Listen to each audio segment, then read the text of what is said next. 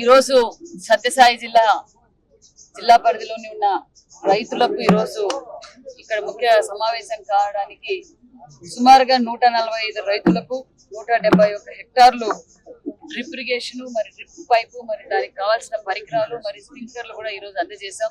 నిజంగా రైతుల్లో చూస్తుంటే ఒక ఆనందం, ఒక ధైర్యం కనపడుతోంది. ఎందుకంటే గత 5 సంవత్సరాలు రైతన్నల పరిస్థితి ఏంటో మనం అందరం చూసాం.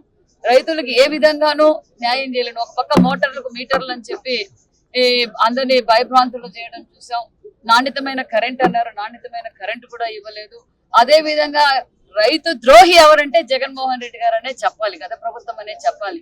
మరి వచ్చిన 5 నెలల్లోనే ఇది మంచి ప్రభుత్వం అని చెప్పడానికి ఒక నిదర్శనం. ఈ రోజు రైతులతో మేము ముఖ్యంగా యువ రైతులు బయటకు వచ్చారు. ఎందుకంటే చాలా మంది ఇప్పుడు ఇచ్చిన 145 మంది డిస్ట్రిబ్యూషన్ లో యంగ్స్టర్స్ బయటకు వచ్చి మేము కూడా ఈ రోజు అగ్రికల్చర్ వ్యవసాయం చేయడానికి సిద్ధంగా ఉన్నాం. ఎందుకు సిద్ధంగా ఉన్నాం అంటే టెక్నాలజీ అనేది టెక్నాలజీ ఎక్కడ కనిపిస్తుందంటే చంద్రబాబు నాయుడు చూస్తేనే ఈ టెక్నాలజీ అనేది చంద్రబాబు నాయుడు గారు చూస్తేనే టెక్నాలజీ అనేది యువతల్లో ఒక నమ్మకం కుదిరింది. ఈ రోజు ఇక్కడ ఇచ్చేసిన రైతులందరూ కూడా చాలా ఆనందంగా ఉన్నారు. ఎందుకంటే గతంలో అనేక సమస్యల వల్ల గత ప్రభుత్వం రైతుల ద్రోహి. ఈ రోజు మేము ఇచ్చిన 5 నెలల్లో ఒక మంచి ప్రభుత్వం అని చెప్పడానికి ఇది ఒక నిదర్శనం. ఒక పక్క రైతులకు గిట్టుబాటు ధరలు ఇస్తున్నాం, మోటార్లకు మీటర్లు రద్దు అని ఆ రోజు ఎన్నికల సమయంలో చెప్పాం. అదే విధంగా జగన్ భూచట్టాన్ని మేము రద్దు అన్నాం, జగన్ భూచట్టాన్ని రద్దు చేసాం.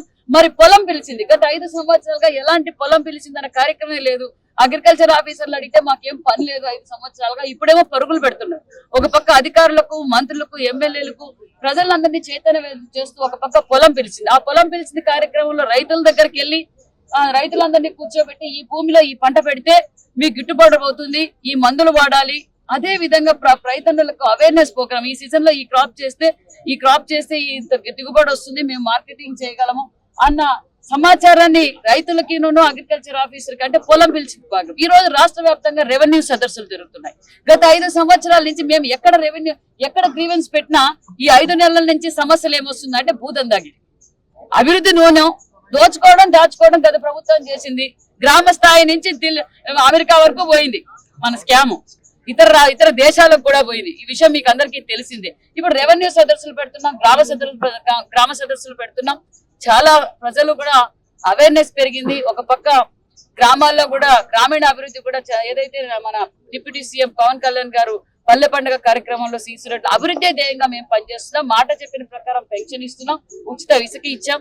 అదే విధంగా అన్నా క్యాంటీన్లు ఓపెన్ చేశాం, మెగా డిఎస్సి సంతకం పెట్టాం. దాని పనులు మొదలనే, పోలవరం పనులు మొదలనే. ఇక్కడున్న రైతులంతా ఒక సమస్య కూడా తెలియజేశారు.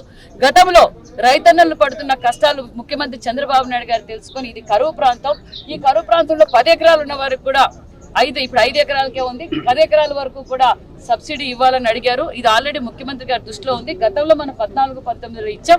మళ్ళీ కూడా ఇది ముఖ్యమంత్రి గారి దృష్టికి తీసుకెళ్లి రైతన్నల పార్టీ, రైతుల పక్షపాత పార్టీ ఎన్డీఏ ప్రభుత్వం కాబట్టి ఖచ్చితంగా న్యాయం చేస్తామని కూడా తెలియజేస్తూ, మరి నిజంగా ఇది ఒక 15 రోజులు 20 రోజుల్లో అప్లై చేశారు.